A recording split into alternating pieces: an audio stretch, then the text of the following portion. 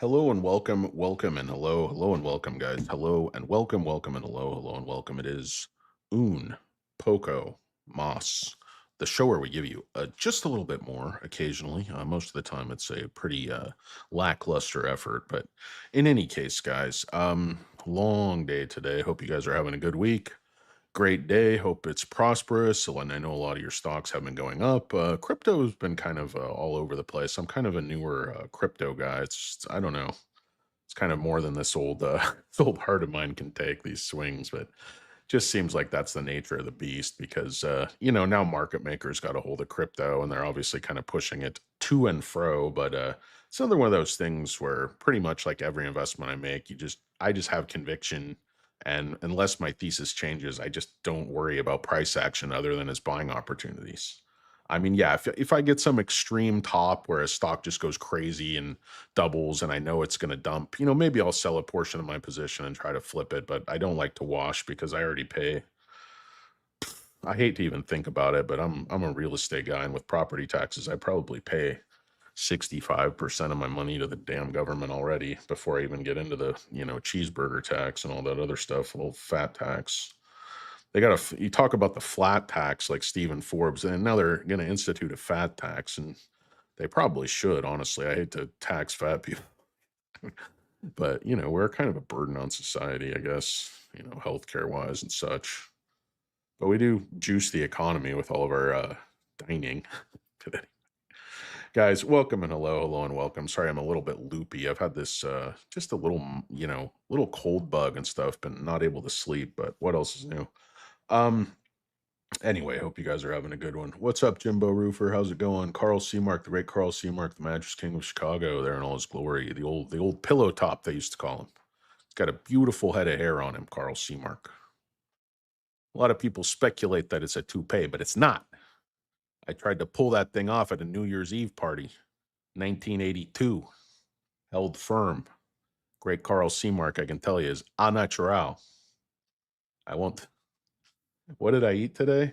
Young 0311. I ate some swordfish and what else did I eat? I believe a crab cake was involved. Perhaps a remoulade. I can't recall the details. Could have been some shellfish. Had a bit of a I was having a hell of a day. I mean, the powers that be have been just whipping old cornbread. I've been tied. And some guy, speaking of tied to the whipping post, Carl Seamark, it's good. I'm walking. People say I'm looking thinner. I'm not losing that much weight because I'm doing a bunch of nervous exercise bands, push-ups, squats, deadlifts, just light ones constantly. So I think I'm putting on muscle, but I'm just not dropping weight, guys. I'm just a fat kid for life. The baby weight is here to stay. The baby weight is going to the fucking grave with old mini water, old cornbread. Almost forgot they call me mini water. Anyway, who cares about these nicknames, guys? As idiotic as they are. I do like Stubby Cohiba, the concept of, manscaping with a Vitamix blender and just an open, unprotected blade and being surprised when you receive an injury to your genitalia. But that's neither here nor there, guys.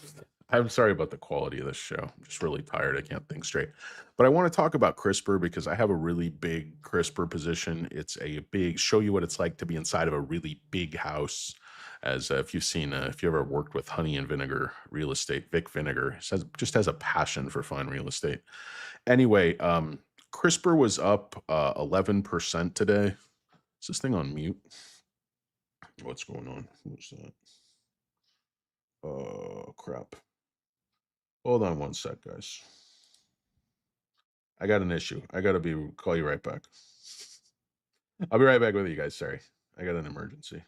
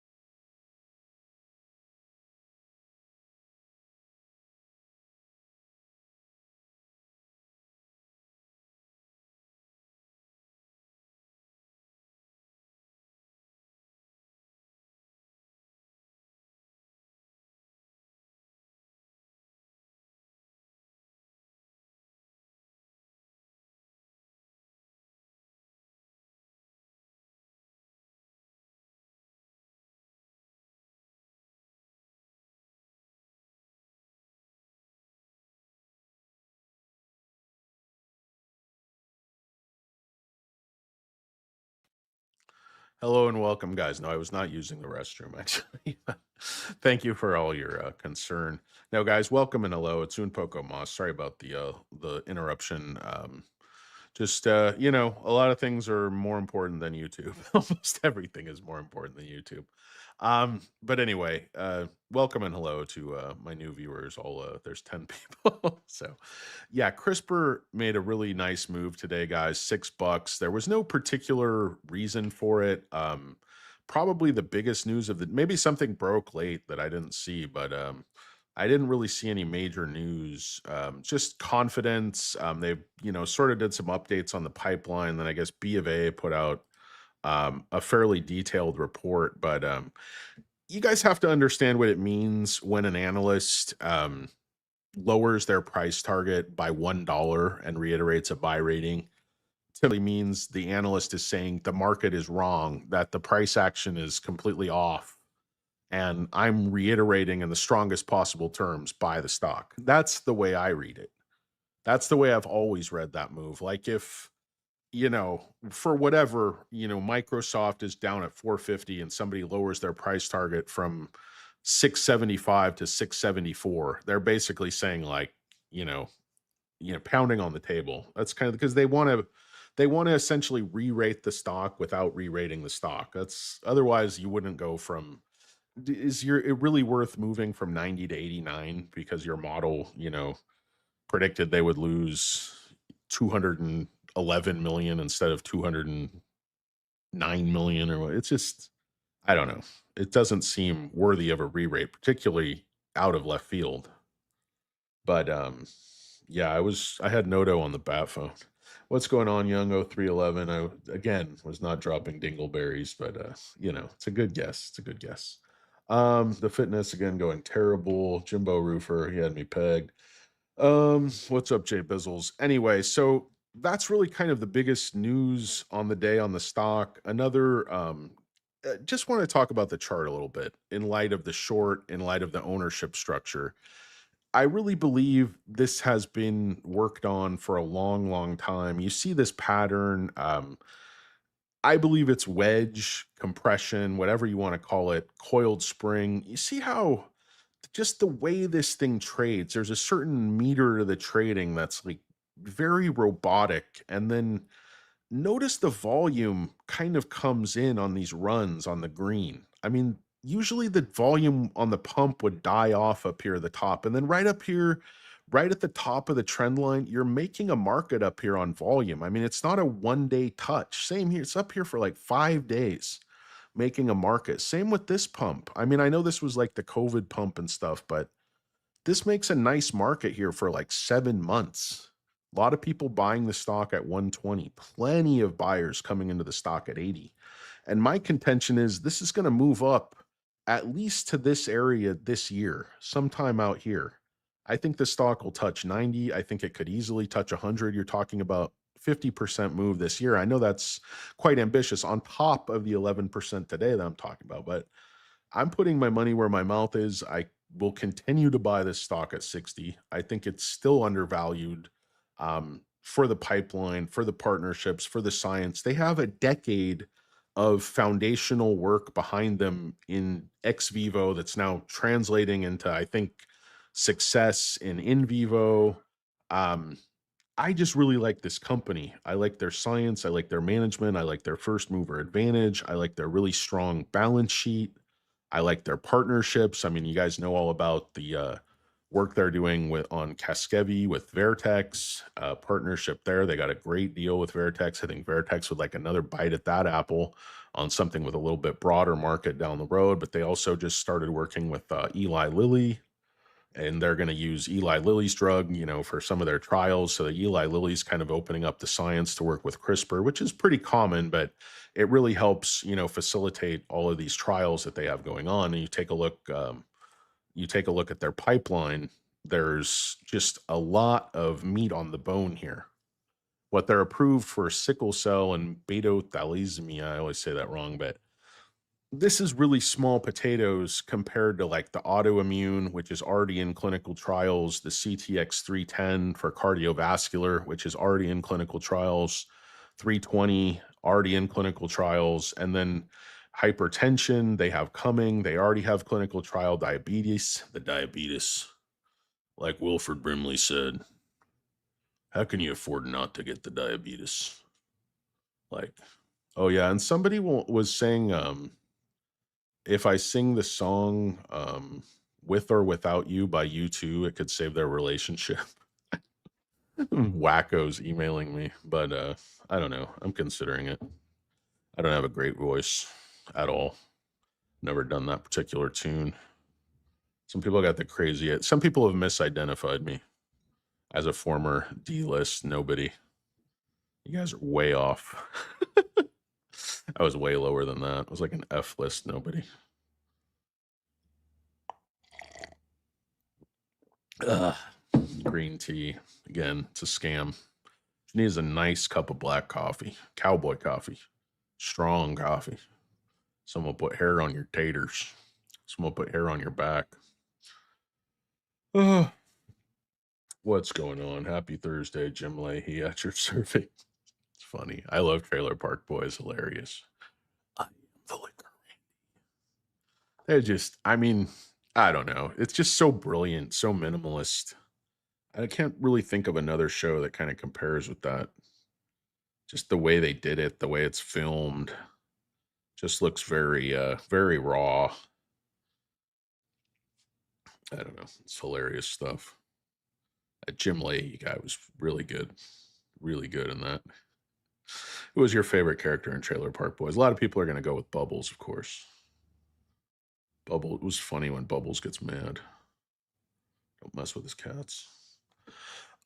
Anyway, so I think that, and this is not the only part of the chart I want to look at, is this longer term trend. If you kind of pull back here and you look at this level the stock's sitting at right now, I mean, since it broke down, it's really trying to push up like 5 times. The last time was right at this level, but look at the volume coming in here. This is really safe. If it breaks through this little shoulder, this thing could easily move up to 90 or $100. And why? I mean, look at the short still on the stock. First off, look at who holds the stock. I mean, ARK has 10%, then BlackRock, Capital Research, Orbis. These aren't some of the huger names, but then State Street, T-Dexers are in there. But you have a few. ARK is really a wild card. They really love this stock, obviously, by how much of the company they own. There's a lot of sort of what you call insiders, which, you know, as defined by Ortex and as sort of double booked by Fintel and others, are other big pharma companies.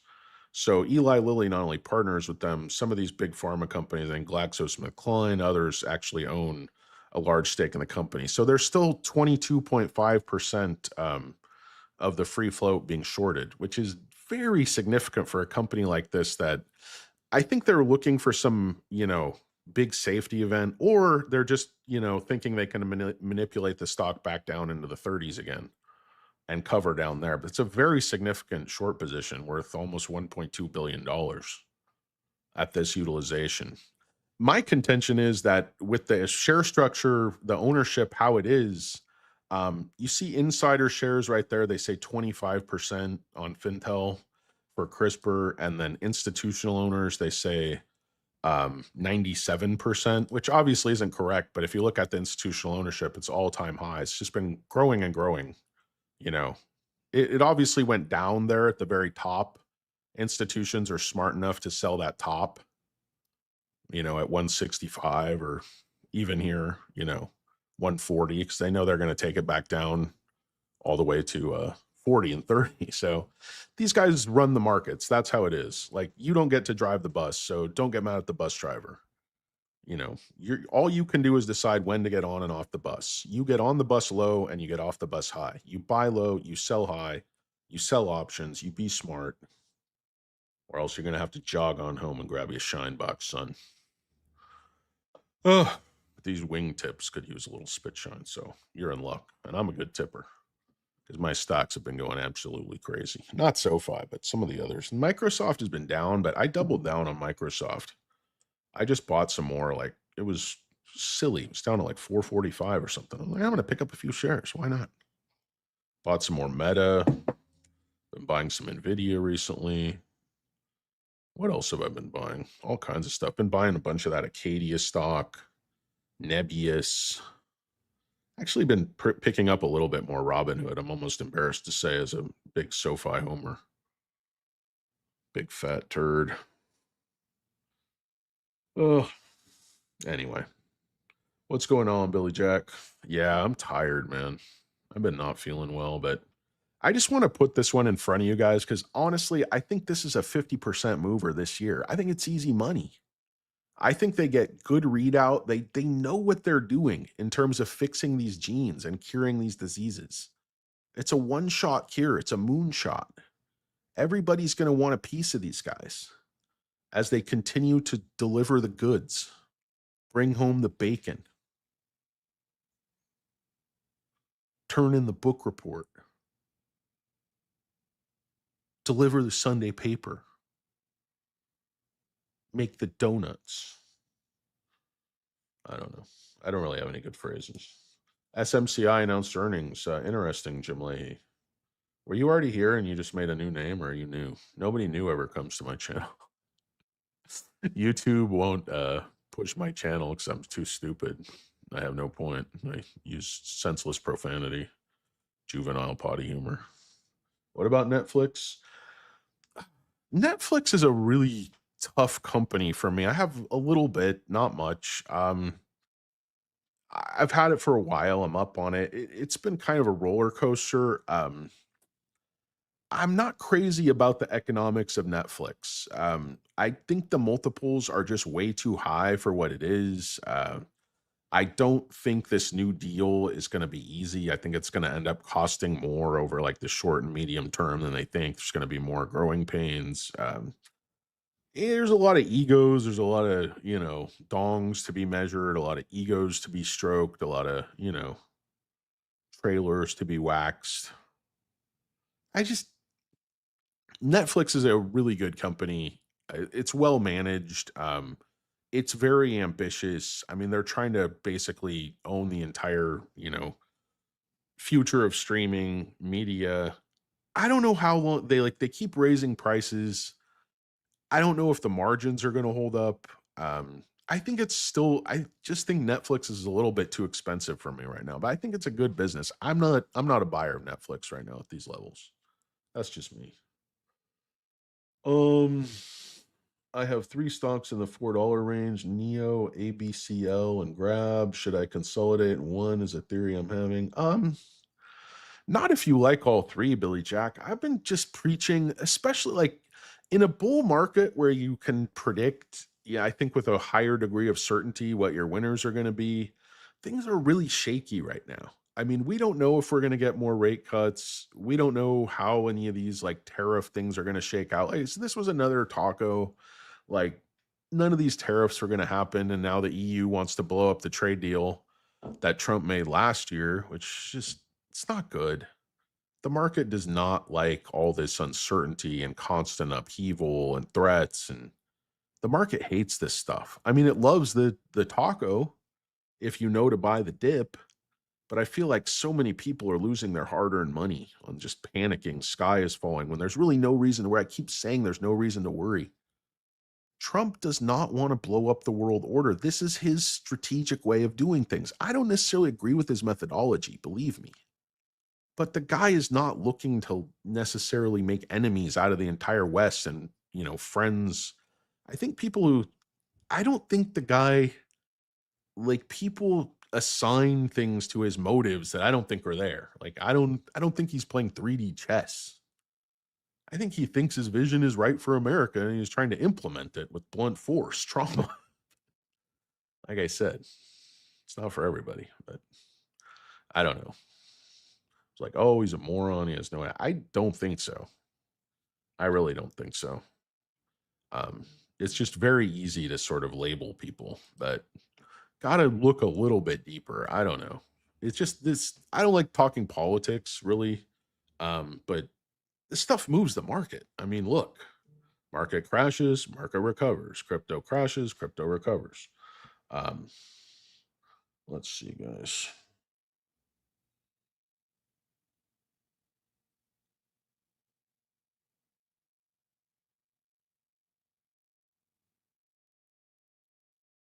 Sorry.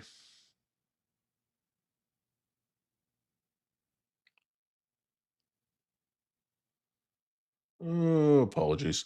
But anyway, so you look at the institutional shareholders, so it says 97%, and then it says insiders are 25%. Obviously, you can't have 123% ownership, so it's double counting.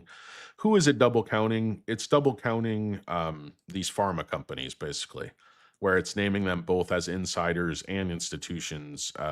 Ortex, it just depends what their filings are. But so Bayer owns 6%.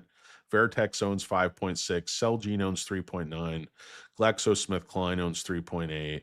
And as you go down further, there's a few others, or there used to be. I don't know. I guess there's no other pharma companies in there. Maybe that's all there was. I don't know. I can't remember. But the bottom line is, and insiders continue to buy the stock. So you have, the strong cash position versus debt. You have runway. You have, first mover advantage. You have insiders buying. You have institutional ownership at all time high. You have other companies, the big giants in the same, space, buying the shares, owning the company, wanting to work with the company. I just think this stock is, unless there's some big breakdown in the science or safety profile, I think huge move to the upside over the next several years is almost inevitable. Now, that's famous last words. Obviously, the whole thing could fall apart, the thesis could fall apart. It could all go south in a hurry. Could all go splat. But I have a great deal of confidence that if it's just kind of stays the course, status quo, get some readout, I think this thing is going to touch. And I said 90, but I'm just going to go out on a limb even further and say I think this thing's going to touch 100 this year. That's my honest opinion. I don't think they can hold it down anymore. There aren't any shares for sale. The short's costing them a lot of money, and they keep waiting for this thing to sort of fall apart down to, I don't know, some bunch of patients die or something in the trial and it falls down to 2. I mean, what are you shorting here? You shorting some dilutive money raise that's a ways off still and may not be necessary at all, depending on what kind of deals are struck. Oysters shucked, ears of corn, corn on the cob. Love me some corn on the cob.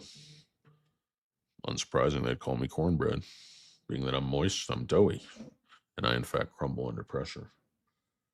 Um, Clap my dog's willing to sell at 100. Just touch it and then, you know, tickle the bulls. Arkansas, yeah, guys, down. So they say any all the way from Texas all the way up and around. The whole area is just going to get this incredible biblical ice storm. So hunker down, guys. This is where you want a nice, handsome, husky chef like Billy Jack. I can actually tell if he's husky, but he just seems like a good dude. So I like to imagine he's chunky. I don't trust a skinny chef, but I don't trust anybody. I don't trust a skinny CEO. I was looking at some of Chamath's share counts. God, that guy. I don't know. Makes me so angry. How many SoFi shares he has. How many hammer swings I had to swing to get my shares. And my shares just look like a little decimal rounding error of his shares. And I thought I had a lot of shares. Anyway, just buying you know, CRISPR on top of CRISPR. It's a top 10 position for me, which is, pretty significant because you're talking about coming in behind stocks like Google and Microsoft and Tesla and SoFi. I think for me, it comes in behind Costco, possibly Exxon, JP Morgan. JP Morgan's just paid and paid. So is Bank of America. I own a lot of both of those stocks um, for a long time. But JP Morgan, I was advising people to buy it when it was down, in the way, way down. Bank of America, I was doing the same. I would advise you guys to buy it about 35. I was trimming some shares there before it dropped a little, I think 55. What a move. Just free money. It's easy money. See what the charts do. It does the same damn thing over and over again. CRISPR's in this channel. It's going to break out of the channels and do just what SoFi did. I mean, look at this thing, guys. They're holding this thing exactly in this little turd trough for the last, 4 years, over 4 years. Volume is coming up. Volume comes up on the highs. See, then this run, there's more volume. It's tapering off down back toward the support. Look at this beautiful taper. Even the volume lines make a straight chart. You can see the algo everywhere in the beauty of nature. Counting the rings on your tiny wang to see how old you might be. Oh, this stuff pisses me off because it's just so easy. Look at all these touches. I mean, you can go, oh, it broke all the way down here below 30. So what? It never really broke down below 36. This is a one-day sump and dump, rug pull, genie in a bottle, tiny wing, secret sauce. By the way, the secret sauce, just other sauces mixed together. Like now everybody clever cooking online is like, instead of just mixing like ketchup and mustard or mayo, like the old one, we added a bit of Worcestershire. And you're no freaking cooks. I'm tired of all these YouTube cooks, like YouTube stock guys. We're a bunch of know-nothing nincompoops. The nattering nabobs had nothing on us, believe me. Was that some political deal? Nattering nabobs. Is that about, it was like 70s campaign. A little too young. I wasn't deeply into politics until I was like 3. Wish I was 20 stone. Tabadaki method, you're never gonna get it. Never gonna get it, never gonna get it. Can't really do that type of falsetto. Sorry, shouldn't have even attempted that. Terrible. Anyway, whatever. Dude, my ego left town a long time ago. Been beaten out of me by life. I wouldn't say I'm humble as much as I've just been broken. Broken down, spit out through a meat grinder. You've had your testicles put through a meat grinder. You're not really going to be afraid of a small dip in price action. People are, oh, SoFi went to 25. It touched. So what? I got Brando the Rando on my channel going nuts, because the stock went down to 25 and it's back up to 26, like making fun of me. Like, I bought all my shares at 5, Hoss. I got more shares than you'd believe I have. I made so much money on SoFi. It's like the blessing of my life. It wasn't like, Microsoft where I had to hold it through 10 down years in the toilet and try to accumulate while I was working sub minimum wage jobs as a short order cook and bar back, nursing about 8 different substance abuse problems, bum knee, manageable wang if you're being charitable, had the short fat legs, everything working against me. Oh, you guys know how it is. Let me bring out the Tevis 3000 2.0, which is the AI algorithm I've been working on feverishly. I wanted to hire Tevis and his team, but I just don't have the resources. That's what he told me. I tried to hire him, and he said he was at capacity, so I've spent, about $1 billion developing this technology in the Tevis 3000 2.0. We'll see what it has to say. All right, I'll get back to you. Thanks. It's well worth the capital of CapEx. I think that's kind of a funny bit idea. I think it's funny, but it's like, can a company actually be spending $1 billion to develop this type of technology? I think there's going to be some serious losers in the AI space that just spent billions and billions of dollars for no good reason. And there will be. There's always going to be winners and losers. I'm pretty sure Microsoft is going to be a winner. I'm very sure. I saw a good video. It's about a month old, but I just watched it recently when I couldn't sleep. It's like a guy, Jim something, and he was going Robinhood versus SoFi, and the whole video was how SoFi was terrible and Robinhood is great, and SoFi is a big sham scam. But I actually thought it was a good video because he actually did have some good data. I totally disagree with his conclusions about SoFi because I just don't think he really understands how those numbers are going to shift and how much initial investment they've made and how young they are. Now, I know Robinhood has performed phenomenally, but I just think Robinhood has not seen a bad market yet, a real downturn in their, mature capacity. But I can't take anything away from Robinhood. I've been nibbling at shares quite aggressively, kind of gnawing at shares. Um, because I can't quit those growth, those margins. I mean, it's just really crushing right now. I thought it was really overvalued for a time, and I said so, but I don't know. I don't think you're going to necessarily get a better price on it. And I'm not looking for my perfect price. I'm looking for the best price I can get on something that I believe will be a big winner in the future. Now, long term, I think SoFi is actually going to be the bigger winner. This guy would say I'm crazy because he says SoFi has no moat. Said I had a tiny wang. I'm like, you don't even know me, bro. Hey, bro, take it easy, bro. Well, bro. PayPal. Yeah, no, PayPal. Danny, the market is going to melt up again this year. Dow Jones will hit 60K. So happy thoughts, man. Think happy thoughts. There's no reason why it can't. All we have to do is just kind of stabilize, relax, let America unleash. Let America unleash techs. Let America unleash AI, efficiency, robots. Let America open up to this stuff like China is.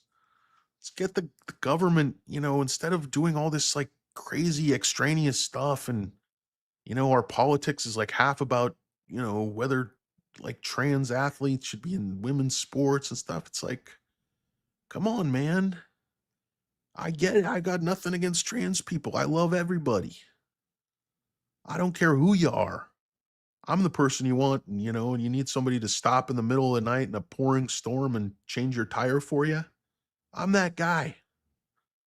I don't give a shit if you're the, pastor of the local church or some crazy, I don't mean crazy, but crazy looking, pink haired trans activist. I don't care. I don't care if you're on the left or the right. I'm going to help you because I'm your buddy. That's just what I do. Like, I try to help people.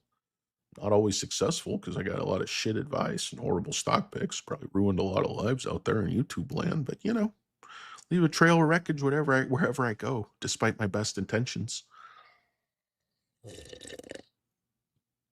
I don't know. I forget what I was talking about. Just don't unleash the rednecks until absolutely necessary. I know.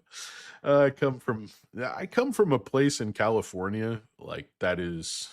You'd think you're in West Texas. I mean, people have this misimpression that California, like if you're from another country, I think a lot of people think California is just all Los Angeles and San Diego and San Francisco and Yosemite and Lake Tahoe on the border there and all that stuff. But there's a massive expanse of flat, farmland, huge as far as the eye can see. California is like the breadbasket of the world, like produce so much agriculture and, central and California and the in the deserts, they produce so much like citrus and lettuce and everything else.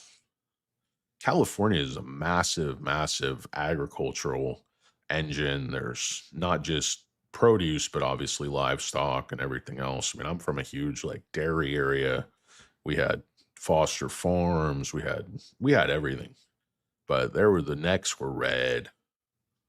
The views were extreme. I mean, where I grew up, you heard a lot of, you didn't hear it coming from me, but you heard, there was just like liberal use of the N word. Yeah, I heard, it was just constant. And I always I knew it was totally fucked up as soon as I could think. I was like, I got to get the fuck out of here. And I'm not, liberal at all. I was considered myself kind of center right. I mean, I was like, now I think Reagan would be a leftist. They'd run Reagan out of the party at this point. He did amnesty. He was, he raised taxes. And I was always a Reagan fan. I thought he really loved the country. I know a lot of people are very critical of him and in a lot of ways. And, the HIV sort of, burying your head in the sand and just different stuff. I mean, there's a lot of criticism, but there's a lot of criticism of everybody. A lot of criticism of me. People say I'm fat and boring. Big blowhard. Way too verbose. I say in 60 minutes what could have been said in 30 seconds. Say I have a face for radio.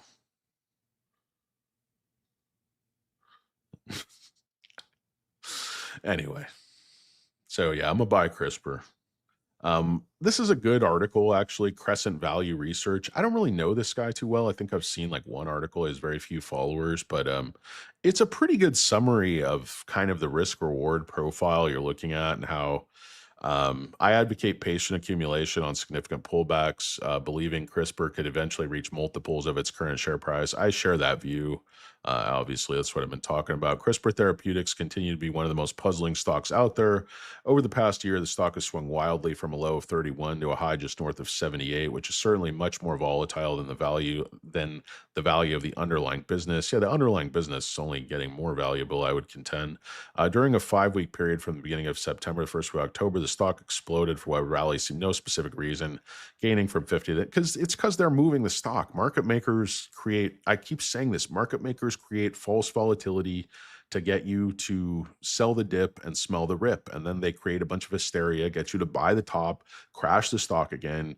Your wife hits you with a rolling pin. You have a tiny wing, so you're powerless to resist, and you sell the stock again at the bottom, and you rinse and repeat, and you just give away your hard-earned money. And you got to jog on home and get your shine box, shine up old Billy Bat's spats, and get your head beat in with a baseball bat or whatever. It's an old story. It's an old nursery rhyme. We've all been there. Maybe wait for earnings February 25. Yeah. Tom Petty said, Jeff, the waiting is the hardest part. You take it on faith. You take it to the heart that the waiting is the hardest part. It's like Tom Petty. I do.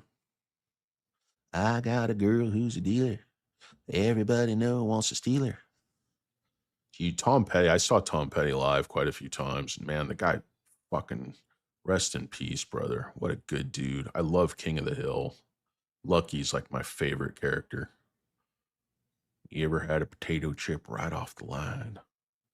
He had a code of honor, Lucky. Drove pretty truck.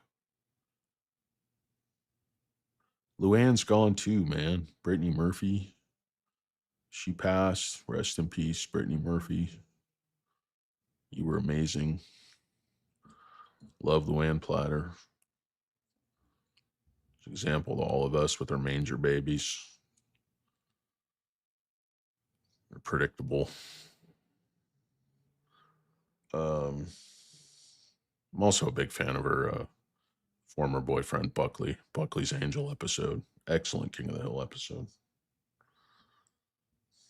Oh, if Neo, and Neo's probably gonna miss. I don't think they gap net profit. Ooh, it's not gap, but even a non-gap net profit. It's a tall order. I know that it's a real swing, and I know they got great momentum, and I think that the ER is going to be huge positive momentum in the right direction. But man, that's a tall order from where they were last quarter to get all the way to profit. If they can do it, it should really move the stock up, but I don't think it will because they'd love to step on Neo's nuts. They love to flirt with 8 and then jam 4 sideways up your cornhole. What is it, Friday night already? At least buy me a virgin mimosa. Yeah, cheap piece of Let's talk about Shaft. Anyway, guys, I don't really know what I'm talking about. Gotta go to sleep. Could really use some soup.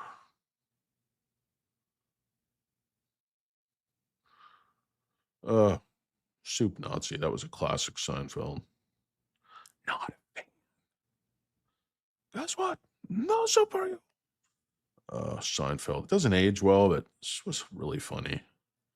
Um, I didn't find Jerry Seinfeld funny, but Costanza, Larry David character. That's who. I guess you find the whole thing funny. The whole cast worked well together. Michael Richards had that little meltdown. He must have grew up where I grew up. He knew a lot of the same words. In CRISPR's case, I believe the value is a lot higher than where it trades today. Well, no shit, Sherlock. Me too. When the stock declines as it did earlier in 2025, it seems to do every few months. Yeah, it declines predictably every few months for like the last 4 years. That's the opportunity to be a buyer of the highest quality gene edit. This is what I mean. They're the biggest, they're the best, they're the highest quality, they're the first to market. They're moving aggressively into in vivo and they're looking very promising in that direction. Everybody thought they couldn't pivot to in vivo. Oh, they're going to be out of date. It's all ex vivo. No, they got money coming in. They got money coming in. They have a huge cash buffer and they're full steam ahead on in vivo. So, how about them apples? Skylar's coming home with me. She likes to slum it. She likes the poor kids. She almost made a pass at Ben Affleck when she found out he works at Boston Sand and Gravel. I think that's the town, but you get the idea. Still all Affleck all the time. Love me some Ben Affleck. Love anybody with 5 head, no talent, just becomes immensely successful. Handsome man, gambling problems, allegedly. He married J-Lo like 6 times. What's the attraction? Two of the most talented people ever to grace the silver screen. Two brilliant actors, top of their craft. And just an incredible musician, J-Lo. She's got the musical chops of a pit bull. Mr. Worldwide.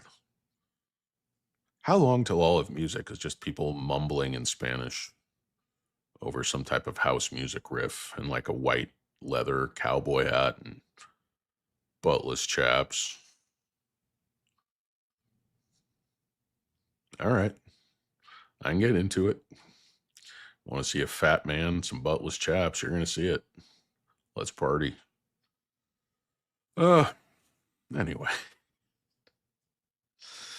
No, I'm not drinking coffee, Katie Wentworth. I'm drinking green tea. I'll prove it. You want proof? You don't really want proof. Mm,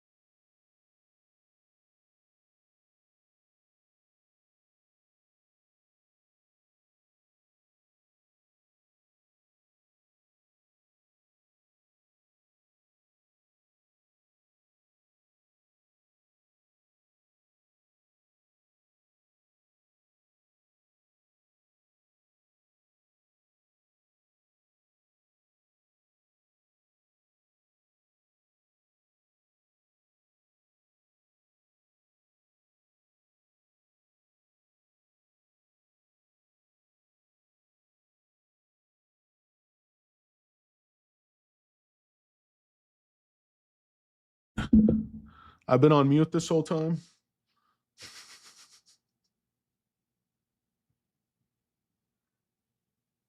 Oh my God. I'm such an idiot. How long has it been?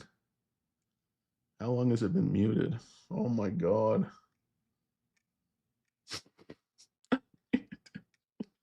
Oh, I was doing so well. This was such great commentary.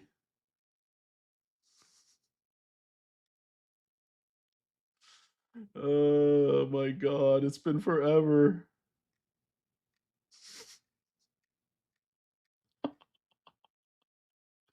Oh my God. I'm the biggest jerk in the world. I'm so red. I'm so embarrassed. That's horrible. It's been on mute for the whole show. What did I do? Where did it go on mute? Oh, I was doing such great material. I'm sorry, guys. What a jerk. What a jerk. Um, anyway, that was terrible, guys. Sorry. Yeah, Anthony. I can't see because I only have one screen. My other screen broke.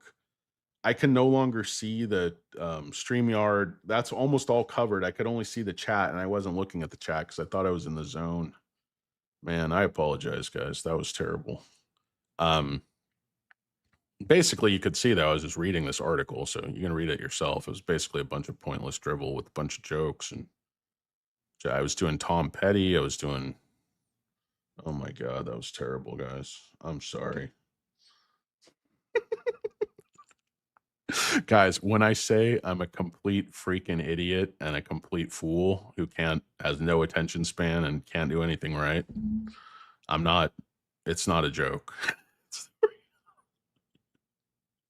It's the real deal. But anyway, this is a great article. I just went through it all and made a bunch of really funny jokes. I thought I was being hilarious. I thought, oh, they're going to love this. I'm so clever. Oh, what a jerk. No, guys, I'll check the comments. Where's Not a Lurker? Damn it. Not a Lurker's supposed to text me. I got to give some, who's always here? Like, Carl, every single time I do a video, I lose like 3 or 4 subscribers. I find it hilarious. What a jerk. But no, I got to give maybe Carl my number. Who else is here a lot? Billy Jack. So you guys could text me. Holy cow. Oh my God. Yeah, no, I'm so sleepy, guys. I have no idea what's going on. I can't see that red light. I couldn't see my own picture. Now I can see it because I clicked over to the StreamYard interface. So I would have seen it instantly, but that's covered up. I'm just a fool. If I put the StreamYard on the right, then I wouldn't be able to see the comments. You can't change the StreamYard layout. But man, what a jerk. Anyway, guys, sorry about that. I'm bullish CRISPR. I'm embarrassed. I was going to do a video about 10 stocks nobody knows about. I researched this, guy. I don't know what I did with it now, but I researched these 10 stocks. They're total sleepers, totally unknown, super high institutional ownership, tons of conviction. Could be some turnaround plays in there, but I'll try to leave the volume on.